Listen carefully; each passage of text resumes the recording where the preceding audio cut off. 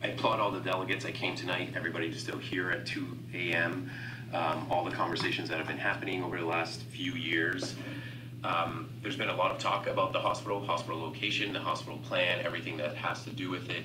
And tonight we're tasked with dealing with the zoning and the secondary plan. So regardless of all the other issues and some of the things that were mentioned by the delegates, I think there's enough information that was brought forward tonight to show that we shouldn't be supporting the secondary plan and the rezoning of the hospital in that location, and specifically for that zoning application.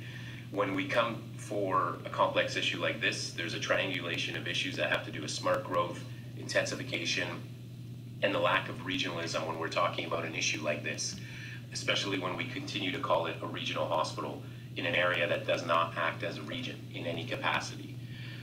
The issue tonight, when it comes right down to it, as we've seen in the official policy statement, provincial policy statement, in many ways it's a contradictory plan to what the official policy statement states.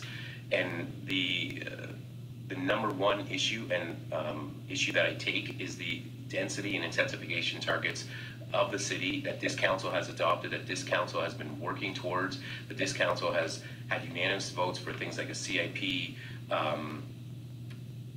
ideas and initiatives that are moving forward to actually help rejuvenate areas of the city that have been left behind and had holes in it.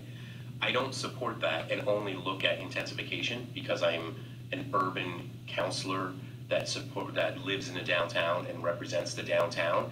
This is a citywide issue, and we don't have to look very far to understand how.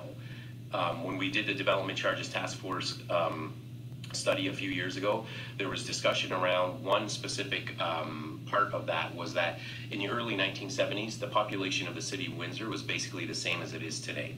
Except when you looked at a map, the physical footprint was about 20-25% smaller then than it is now. When we consider that, that's 25% more infrastructure, more roads to plow, more roads to fix, more sewers to install, all with the same population base that we have today. That was not smart growth. Those were projections that didn't materialize. We allowed growth to happen without having employment attraction for those jobs and for the people to move here.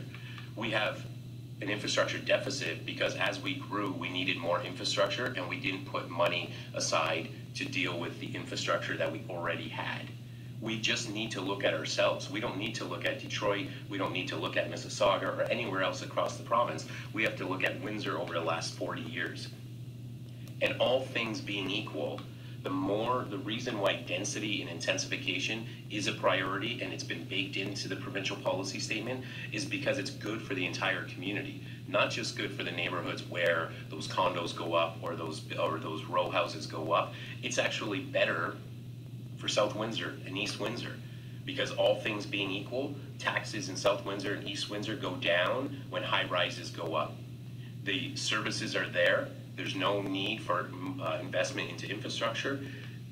And our CIP is a perfect example. After the 5-year incentives are done, those are millions of dollars that are added to the tax base that now mean we can afford other programs or policies, or all things being equal, the tax rate goes down. The people of Ward 3, they want to carry more of the weight that they should be. So let's let them. We want stronger core because it's good for the city, not good for a group of urbanists or people complaining that we want more condos. The people that came forward tonight, everybody that supported the secondary plan, most of them were developers, and good for them because that's their business, and they came out in support of something that would be good for them. For me, it's a simple decision of how does this impact the entire city, including every ward, not just Ward 3, and not just the areas where the hospitals are. Those hospitals, and what we're doing by allowing to develop this area, and at the same time removing the healthcare services and putting them out on County Road 42, it actually stymies and stagnates the attempts that we're doing to rejuvenate the core. We're trying to appeal to older retirees to come here, and we're taking the hospital out and putting it out on 42. Those do not square. So At the end of the day, this isn't just an issue that, there's all these reasons to oppose the hospital. There's enough reasons in what we heard today from the planners. The planners that put this plan together had no numbers to deal with actual intensification numbers. When we looked at, you can say they're out of date, but 365 units is almost what we've approved since November alone in the CIP. So if that's a 20-year projection, we're already way above that. So at the end of the day, this isn't an issue that it's about, location of hospital, but when we're talking about the hospital plan, we have to also be honest of what's going on. It's not an issue of if we discuss location, we're not going to get the investment. That was made abundantly clear by the previous government. This government hasn't said anything, but the Premier herself at the time said the investment was not contingent on location, and that's a local decision. And that's what it is. A local decision can still have give and take and debate and discuss it without fear of losing the investment. That's ridiculous.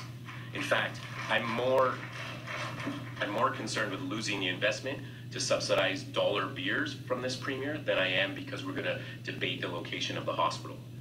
So, and then to the other end, when we also have to be careful, with Member Bjornson said about all the other things that are coming. The Grace site, the OLED site, none of that has actually been approved. There could be a hospital on 42 and there could be nothing anywhere else. That is a possibility. That is a very good possibility at this point, especially when we're looking at what the government coming in has been doing in slashing investments. So we need to be careful. I believe downtown will get to that potential for sure. What we're doing today slows that down. And it shows that the commitments we've made and all the things that we've been working for are actually being hindered by this decision. Again, from a pure planning perspective, from a zoning and everything else. So what we're seeing today isn't good for the entire city. This isn't about the hospital location. This is about what's good for the entire city, about smart growth. So for all those reasons, I can't support the motion. Councilor Guzman.